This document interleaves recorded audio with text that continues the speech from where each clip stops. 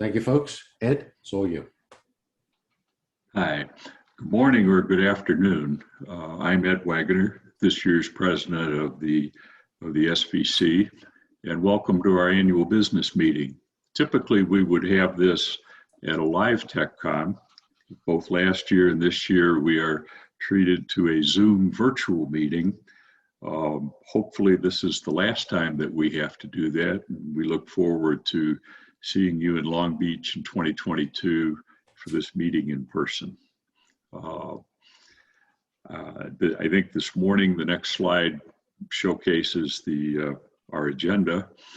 But a couple of words first about something pretty extraordinary that we've just finished. Our first virtual technical conference was absolutely a resounding success. I am thrilled to report over 400 registrants, over 90 folks taking 160 tutorials, some outstanding technical merit in the talks. Couldn't be happier with not only the content, but the mechanics of the conference itself, which certainly exceeded everybody's expectation. There are some acknowledgments that I think are important that I want to make quickly here. Our conference staff, the people that behind the scenes that made sure that this worked as well as it should, Mary Ellen Quinn, Judy Johnson, our external consultant, Lauren Kramer, Mark and Jackie Matanis, and Frank Simone for his overall leadership in the conference.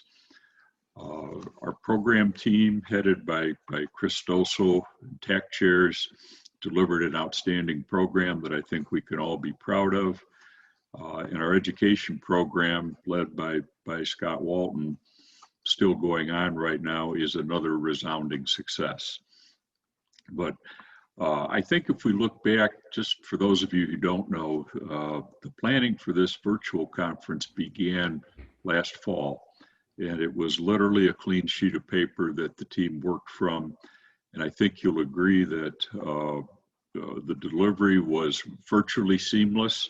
We did have a Zoom outage one morning that Zoom and YouTube have acknowledged as their issue. But we learned a lot about the very powerful platform that we ran simultaneous tracks on in the presentations. But it's a conference to be proud of, and my thanks to our leadership, and I'll particularly call out Frank Simone for about 8 months of hard work and planning to pull this off. Well done, guys.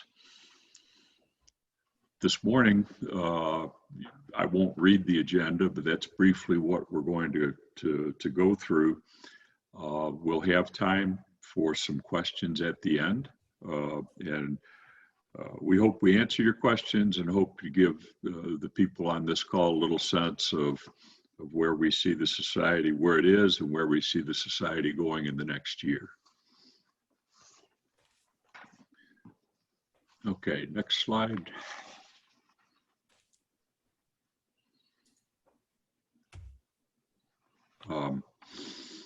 You know, the message from our leadership team is pretty succinct. Tough to cancel a conference for the second year in a row. I think that hindsight has proven that this is a difficult but good decision. That circumstance drove the creation of our virtual TechCon. And I think not only the wonderful TechCon that we just saw, but the learnings from that going forward are very important, in that we learned a lot about some effective ways that we can use our SWGU platform to market our brand going forward. And it really opens up some exciting vistas for us to stay relevant, stay in front of people, and leverage our SVC brand. I think that in a nutshell, if you lose the main source of your revenue in any organization 2 years in a row, it's difficult. But I'm happy to report to all of you that we have sufficient reserves for continuing operations and be able to fund what I will refer to as the best ever TechCon in 2022 in Long Beach. You could look at this with a glass half empty or the glass half full. We've been able to preserve our core functions and build on them, put on a absolutely world-class virtual event, and we survived to fight another day, and I'm confident that we can emerge from the pandemic more focused and stronger than ever. Our efforts will turn to marketing the best technical conference that we can in 22.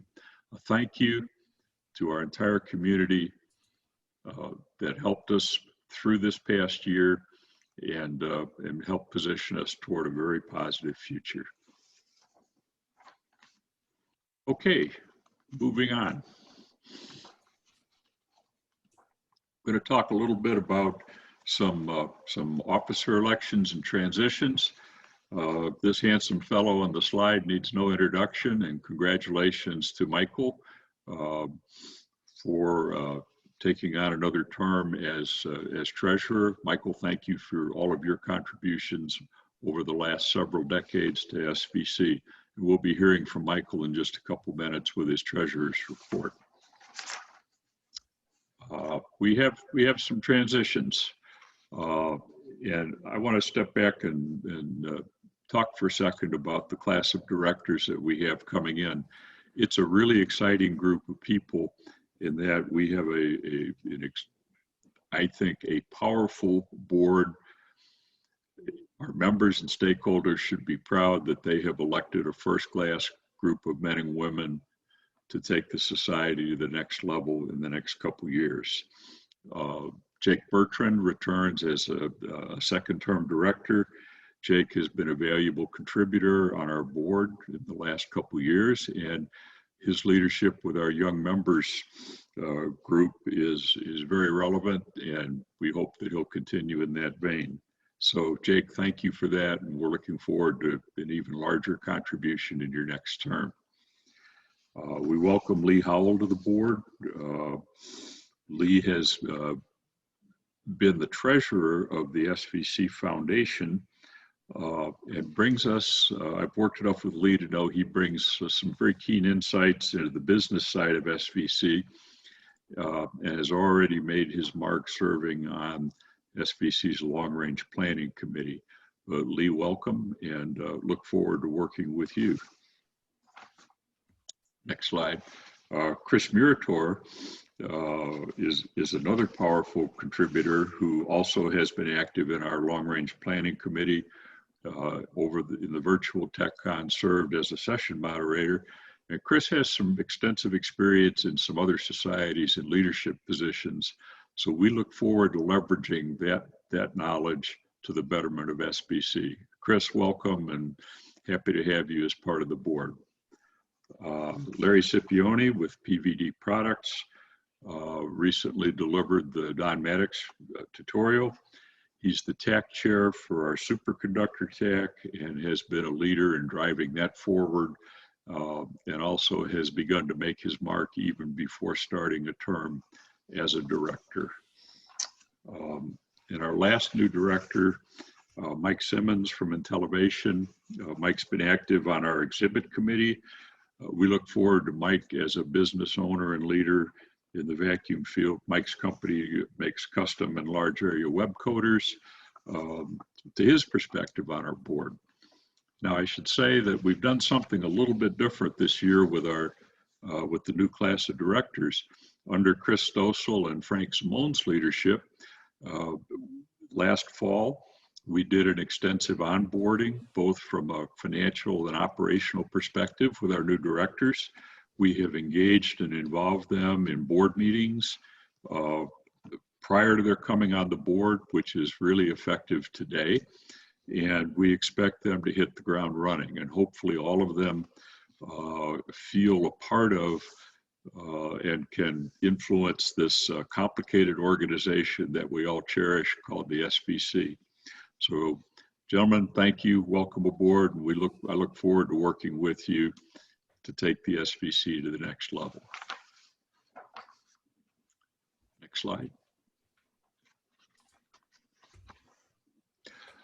We do want to acknowledge the directors that are leaving our board, as they have all indeed made a mark. Dave Dorwald and Kurt Lesker, as the respective leaders of their companies, have contributed their invaluable insight, a business perspective in the operations of the SVC. They've helped us with governance issues and just in general given us some first-class thinking. So gentlemen, thank you very much for that service. I hope both of you will continue to be engaged in some capacity with SVC, and we see you leave with some regret. Gary Dahl served on our exhibit committee, taught a tutorial in China for us, which those of you who've done international travel know that that's no small feat, and was active in our 2019 committee exercise that he and Chris Stossel led. But Gary, we'll miss your wit and wisdom at our board meeting and hope you stay involved. Finally, Yolanta Klemberg-Sapia has been active with our student scholarships for years. And Yolanta, we hope that you'll stay active with that. I think that door is certainly open, and I want to acknowledge an outstanding job over the years in that arena. She also was one of the early folks in our discussion with ICMC over the potential collaboration, and drove some work early in her term on the board. Yolanta, will miss you. Thank you all for your service, and we hope that you stay engaged.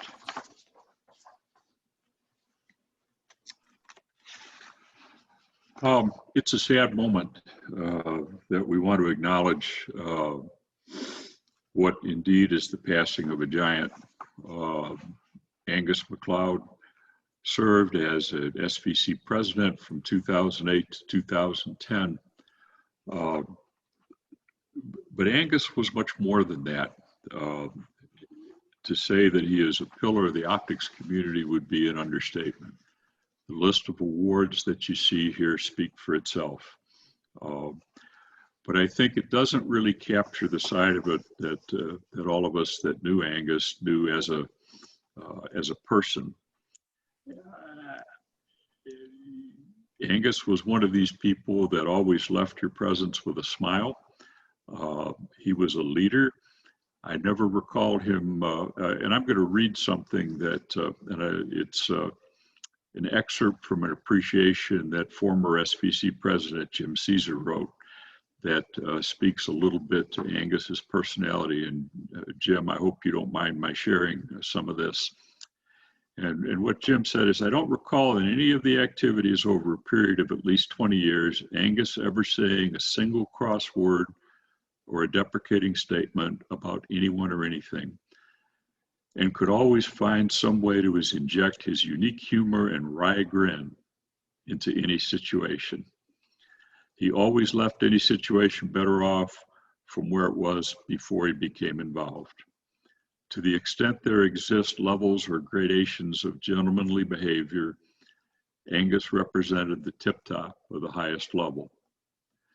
Angus, our salute to you for a life well lived. We will miss you.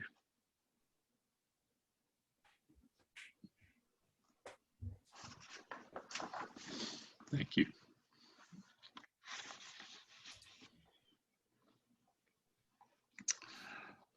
I'm not going to read this whole slide to you. I think all of you know that we're in the middle of a conversion to a 501c3 organization. Typically, this is dry as toast kind of things, but it's an important step that aligns SVC with some peer societies and is a multiple year work. Suffice it to say that this work began in 2020. According to our attorney, we expect this activity to be complete this year, but he has advised us that we can begin to act the part of a 501c3. We will advise you when it's done. It is one of those very dull but very necessary things that we simply had to do. And I'll be happy to report later on in the year when we've received all the official paperwork from the U.S. Internal Revenue Service.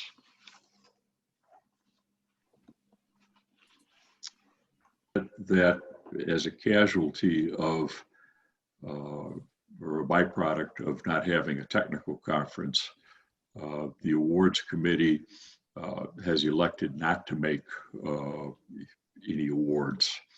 I think those solicitations for both the Sugarman and Mentor Awards are currently underway. Anyone with suggestions or ideas is invited to contact one of the Lad Bardos or one of the members of the committee. I'm sure they would welcome your suggestions. Thank you to this group for their service. It's important that we recognize the many outstanding contributors that have made the society what it is over the years. Next slide.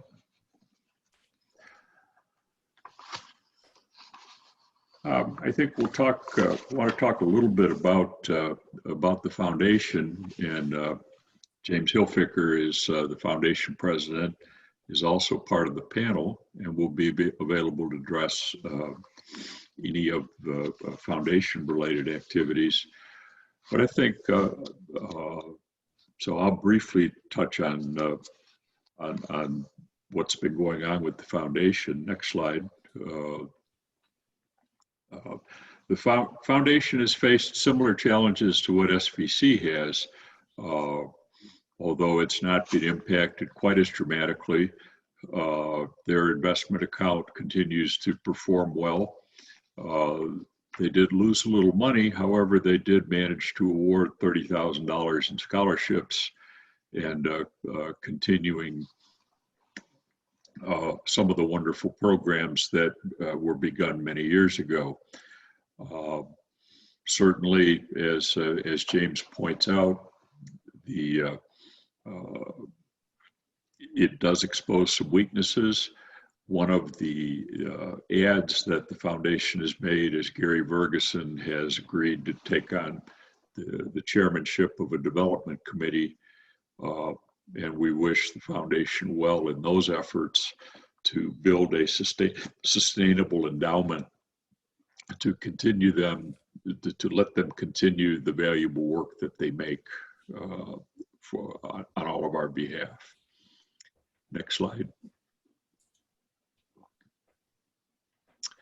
The new scholarship awards were suspended in 21. However, as we said, there were $30,000 in expenses for our expense money for 9 students. And I think the foundation and SVC both look forward to a return to some normalcy in 2022. Also worth acknowledging that we have created, the foundation has created the Don McClure Scholarship to honor that longtime friend and supporter of both the foundation and the SVC. So Don, thank you for that support.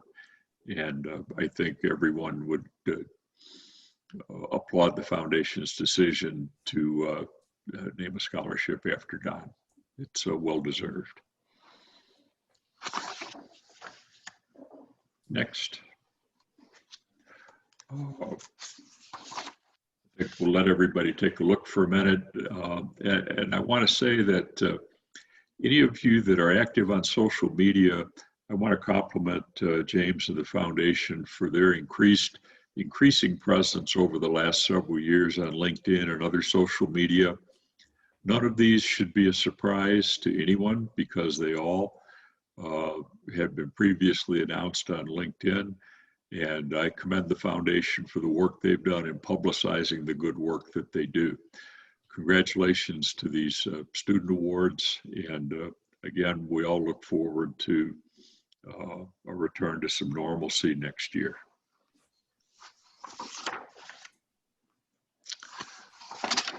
Okay, I want to close this by talking a little bit about what I call the way forward.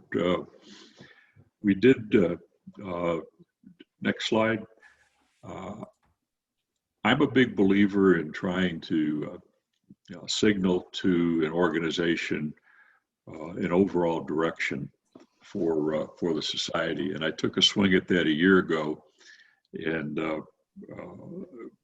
the results were kind of mixed. We did do some good things in the past year, and we accomplished some of the things that I signaled that I hope to do. But I don't think any of us expected when I wrote a document a year ago that we would be canceling a conference for 2021. One of the things that I wanted to do was to drive the improvement of some internal processes, committees.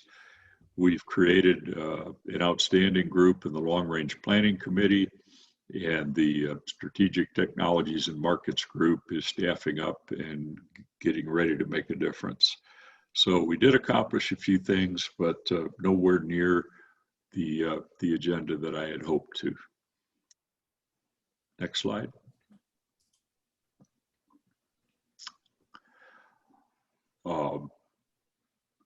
Lastly, we talked about some growth opportunities. It's significant that this year we have 3 new TACs, and I think that organic growth that we've created is wonderful, but we really didn't make any significant moves in terms of looking around at other types of growth. So I think the core going forward over the next 12 months is really a message of more of the same. We have done an outstanding job of expense control. We have done an outstanding job of not only regular revenue, but some extraordinarily revenue raising, and particularly the initiative to donate booth fees that was run by the Long Range Planning Committee, as well as finding a U.S. government loan, significantly contributed to our financial stability going forward. But we need to continue to keep an eye on managing expenses, driving revenue, and giving us the stability to be able to grow and prosper in the future. It gets a little bit tougher this year in that we've deferred some expenses that we're going to have to deal with over the next several months, and to do some strategic spending in the context of another money-losing year. This is a challenge for your executive committee and our board that we will simply have to face into and make some good decisions on. We can't stand still. That's not a strategy for success. Next slide. I think one of the other things that we want to accomplish is we have an outstanding strategic plan, the bones of which were formed in 2012, and it's been slightly updated in 2013 and 15. But I would say to you that the pandemic has accelerated changes in our society. And I think the rise of reliance on digital technology and defining a new normal in conferences such as our TechCon, I think both of those baseline assumptions need some examination. And what I have proposed to our board that we're going to talk about in June is refreshing that strategic plan and revalidating the relevancy of all of the good work that was done a number of years ago. Now, that's in a year where we are still operating in a little bit of a crisis mode. My personal belief is that we should keep things kind of simple and focused and make absolutely certain that we accomplish those objectives. All of this points to the goal of a 2022 TechCon in Long Beach that is profitable and becomes the foundation for a profitable year in 2022. As we look forward, we have to say to ourselves, and I'll go back to Michael's slides, the record is kind of spotty over the last 10 years. We've only got a couple of years of making money, and I think what we need to find and work on is that business model that keeps us sustained through being positive. 2019 was a positive year for the TechCon and for the SVC. And the goal is to replicate that success in 2022, find some stability and build on it going forward. And if we do that, it enables all the other good things that we do for our stakeholders. But without that, we continue a slow decline that absolutely is not acceptable. You saw Michael's financial report. We had about $1 million in our investment fund.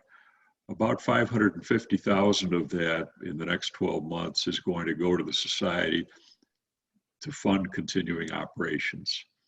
So our reserves are going to be cut in half. And that's kind of sobering, but it certainly drives the emphasis on finding that sustainable business model for our technical conference.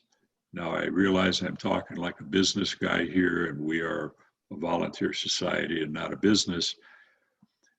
But if we don't get cash flow positive and profit positive, we can't sustain the society.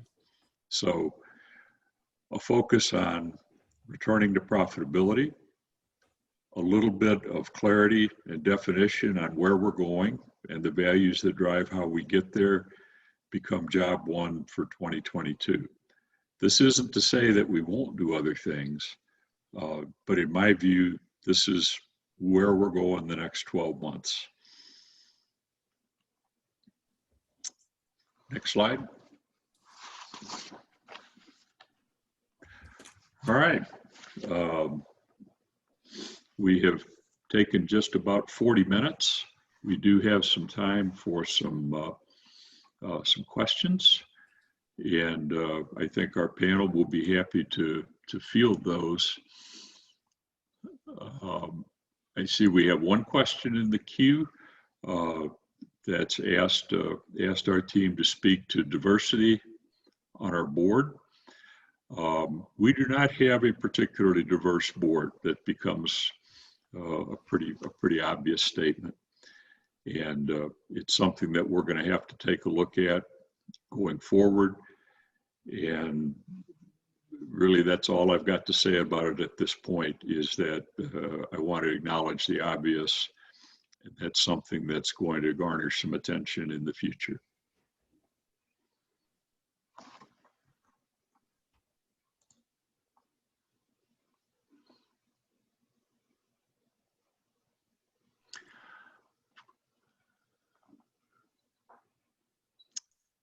Got a question that says, do you think there's a way to monetize a forum for employment connections? And I think that's, I'll invite some of our other panelists to weigh in on that. David, I think that's a nice suggestion that deserves some thought.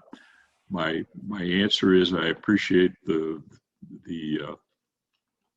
creative suggestion.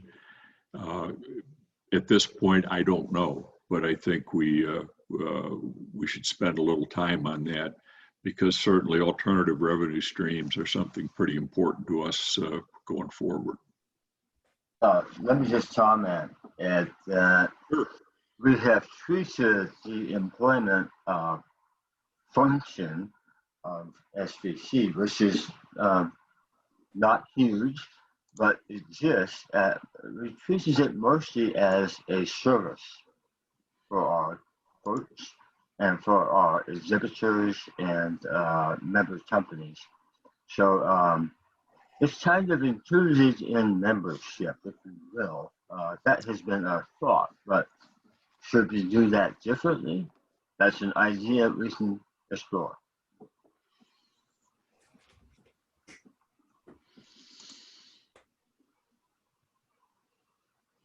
Michael, thank you for that. We have a question, have we tried benchmarking other societies? I'll throw that open to our panel if anybody wants to comment on that. Yeah, I can comment on that, Ed. We did a major benchmarking activity a number of years ago, and after that came some significant changes to the way we manage things at FCC. We have not done any benchmarking for several years. And so actually that is a very, very good format. And it would be helpful for us to benchmark again because many companies, let me say foundations, have probably not done as well as we have for the first part of this COVID pandemic. And those that have done as well or better than us, maybe we can learn from them. So that is a very good idea, and I think we should explore that.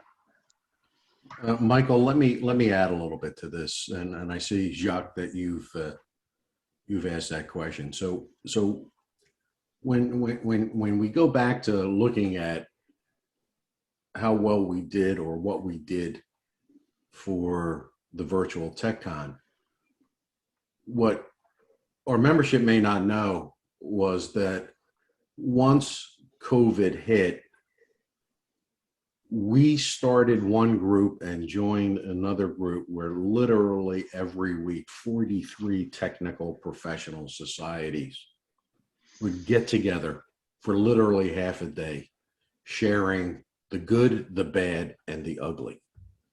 So when you talk about where we stand, what we've done, what we share, how we stack up with other professional societies, the answer is benchmarking has really been a continuous process as opposed to a discrete process since COVID started. It's how we were able to, for example, identify the structure of a successful event.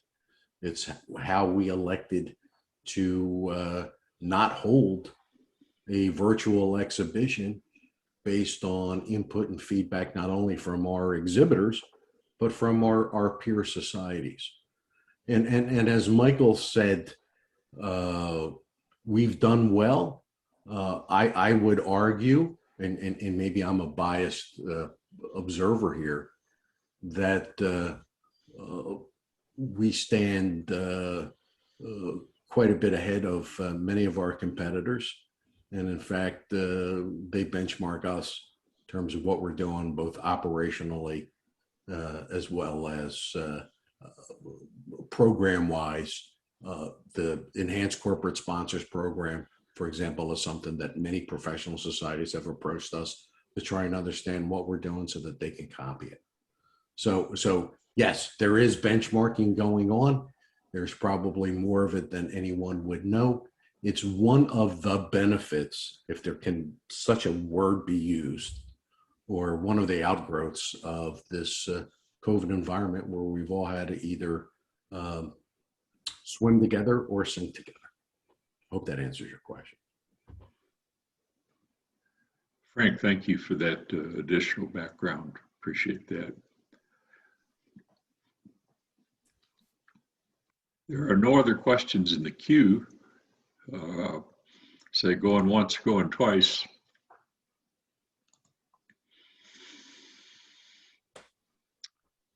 With that, I want to thank everyone for taking a few minutes to participate. I want to thank all of our fellow panelists and Frank, and we'll see everybody in Long Beach in 2022, if not sooner. And Frank, last slide. Speaking of that, I think you will start to see the blue Long Beach logo on a lot of things. And although our TechCon is not quite done for this year, our focus now turns to the planning for the 22 technical conference. So thank you all, and let's make this the best conference ever in 2022. Best conference ever. Thanks now, and goodbye.